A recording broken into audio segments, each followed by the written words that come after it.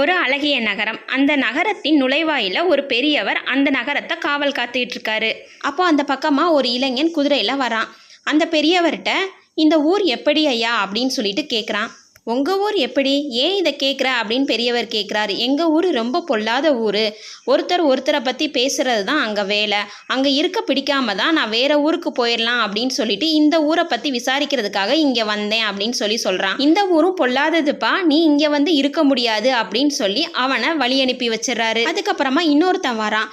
ஐயா இந்த ஊர் எப்படி ஐயா, நான் இந்த ஊரில் வியாபாரம் செய்வதற்காக வந்திருக்கிறேன் அப்படின்னு சொல்கிறான். அந்த பெரியவர் உங்கள் ஊர் எப்படி அப்படின்னு சொல்லிட்டு கேட்குறாரு. எங்க ஊர்ல இருக்க மக்கள் எல்லாம் ரொம்ப பாசக்காரவங்க. எனக்கு 2 மகன்கள் இருக்காங்க. என் குடும்பத்தை விட்டுட்டு தான் இங்க வியாபாரம் செய்யறதுக்காக வந்திருக்கேன் அப்படின்னு சொல்றான். இங்க இருக்கும் மக்கள் எப்படிப்பட்டவர்கள், இங்க நான் வியாபாரம் செய்யலாமா அப்படின்னு சொல்லிட்டு கேட்கிறான்.